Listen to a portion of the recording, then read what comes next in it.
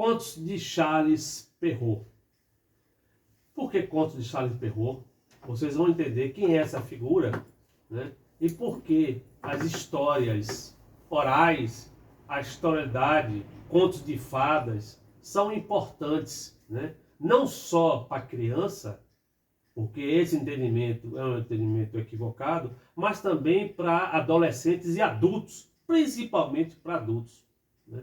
Porque é quem vai dialogar com a criança, quem já tem maturidade de conhecimento incorporado na vida sobre os problemas da vida e vai traduzir para professores, né? Professores primários, professores Isso é importante, qualquer segmento de professor está sempre com esses conhecimentos de história, para dialogar com a juventude que está chegando na vida. Então, Charles Perrault foi um escritor e advogado francês de Luís XIV, Rei Sol. E o que significou isso?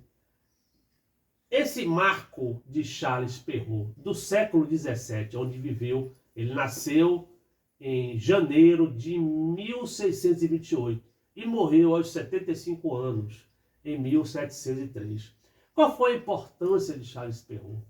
A gente vai mostrar no século XVII, em 1697, quando ele produziu esses escritos, esses contos históricos, esse conto que ele chama Contos de Mamãe Gansa, esses contos que ele chamou anteriormente de contos com moralidade, esses contos que foi uma mulher que colocou contos de fada e hoje conhecemos como contos de fada, contos de história. Então, Charles Perrault, voltando a Charles Perrault, ele, no século XVII, ele reuniu todas essas histórias que há mais de 1000 anos eram contados através da romanização, né, do Império Romano. Quando, na sua expansão, saindo da Europa, indo para a África, indo para o Oriente, as histórias de gnomos, de fadas, duendes, de ogros, né, essa cultura que se mistura da Europa, esses entendimentos da Europa, que são histórias, né, que são contadas gerações e gerações, que não se tinha escrito, eram histórias orais, que era contado no pé da fogueira, que era contado pelos lenhadores, que era contado pelos camponeses, que era contado nas famílias. Então, essas histórias foram reunidas por Charles Perrault e escrito pela primeira vez no século XVII. Ele era acadêmico da Academia Francesa de Letras e foi um marco importante. Por que esse marco importante? Porque ele teve uma discussão entre querela dos antigos e dos modernos. Que querela? O que significa isso?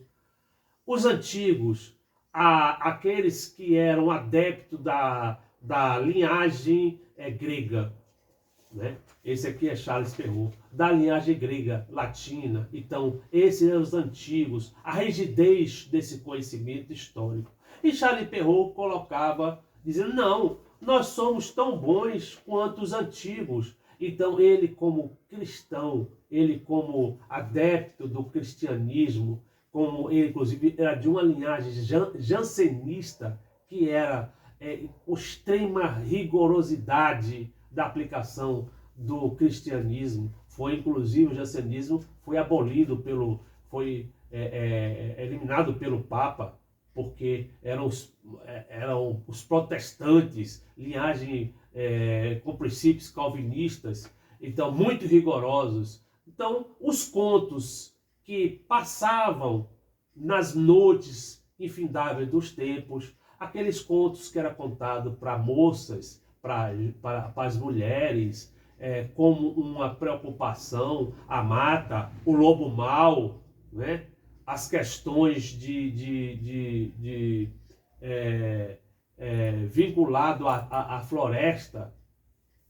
Então, esses tipos de identificação que hoje nós temos aí, o mundo moderno, logicamente o mundo industrial, né? Ele é bastante diferente desses períodos históricos, mas não deixe de ter os riscos, não deixe de ter as preocupações dos pais, dos professores, dos mais velhos, dos avós, com relação a essa geração nova e o que vai enfrentar, né, diante do desafio da vida.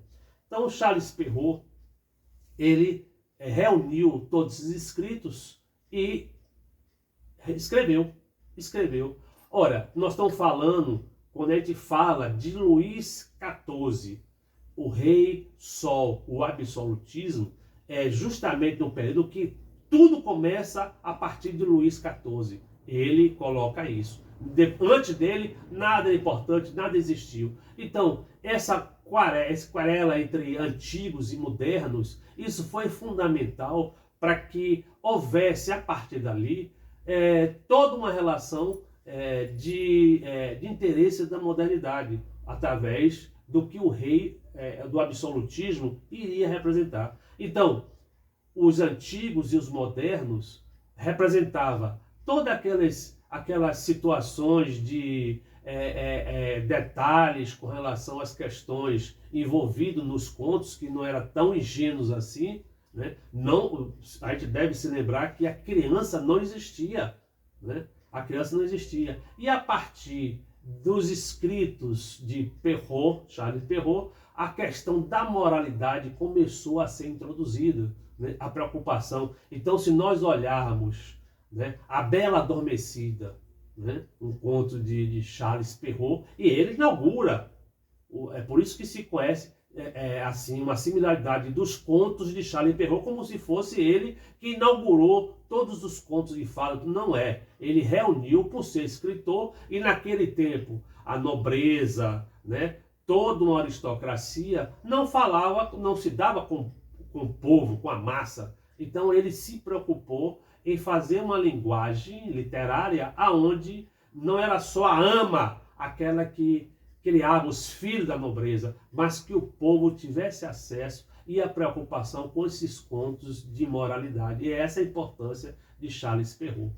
Então, não só os contos da romanização através da Europa que se expandiam. Nós temos na África os griots, que são contadores de histórias ligados à natureza, ligados à questão da mãe, da família, a questão da música. Então os griots também são importantes. Você tem nas histórias dos griots preocupação com as princesas, né? Então todas essas histórias sempre...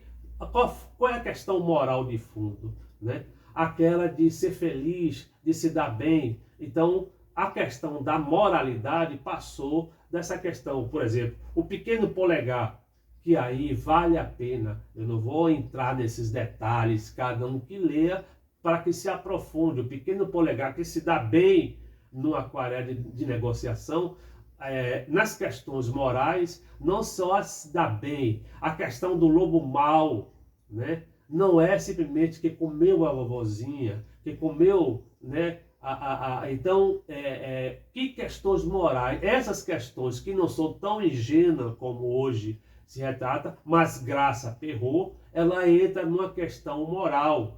A Bela Adormecida, né? A Bela Adormecida, esse conto, né, que a gente tem versões da Disney hoje, graças a Charles Perrault, que a Bela Adormecida, que é preparada para se ter uma negociação no seu casamento. Isso ele fez com relação à a sobrinha do rei, Elizabeth Charlotte, né, que era a sobrinha do rei, e foi preparada toda cheia de ouro, em castelos, em festa, para ter o príncipe encantado. Mas não se preocupou com as questões. Então, quando fala, ela adormeceu nas noites dos tempos e veio o príncipe. Esse príncipe era casado, dormiu com ela, teve 2 filhos. Então, quando Charles Perrault reescreve esses contos, as questões morais é aquele beijo que desperta a Bela Adormecida e os dois vão para o castelo. Então, o conto tem um outro propósito, que é para instruir o povo, a massa, nas questões morais que simplesmente se passava nos castelos, para que as donzelas, as meninas ficassem espertas, mas era contada a questão sexual, as festas, as mulheres tinham esse papel de contar histórias. Então, é essa a importância, né, dessas histórias de fadas, e na transcrição de Charles Perrault, a importância que hoje a gente tem desses efeitos psicológicos, né, em cima das questões da psique, da mente, do preparo. Então não é só a questão de ser história para dormir, que é contado e a gente interpreta. Não, tem que deixar a criança ou adolescente que desperte diante do vasto significado que representa esses contos e a importância que Charles Perrault ele passou do ponto de vista para a história ao escrever esses contos e transformar em contos de moralidade. Os principais contos de Charles Perrault é esse que a gente Cinderela, né? O Pele de Asno, o Gato de Botas, o Pequeno Polegar, Chapeuzinho Vermelho, Barba Azul, né? Então, Barba Azul era aquele príncipe riquíssimo, com castelos de ouro, com carruagem de ouro, e inclusive as mães entregavam ao príncipe Barba Azul as suas filhas, né? Como uma coisa de um oferecimento para que vivesse diante das histórias que se contavam as orais, de que se vivesse feliz. Mas quem foi Barba Azul? Ele, ao ter uma dessas filhas entregue pela mãe, né, e deu a chave, viajou para seus negócios, vários negócios que tem, deu uma chave para sua princesa, sua mulher, e disse para ela não entrar num determinado quarto.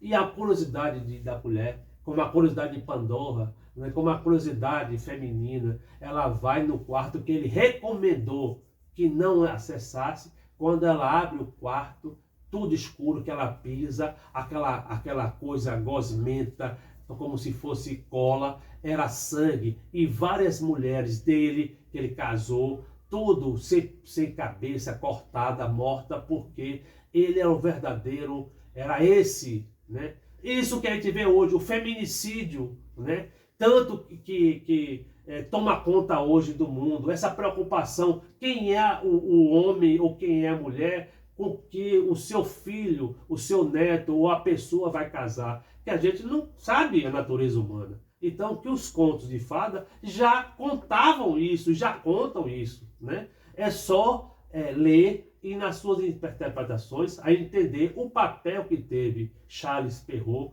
nessas informações sobre moralidade.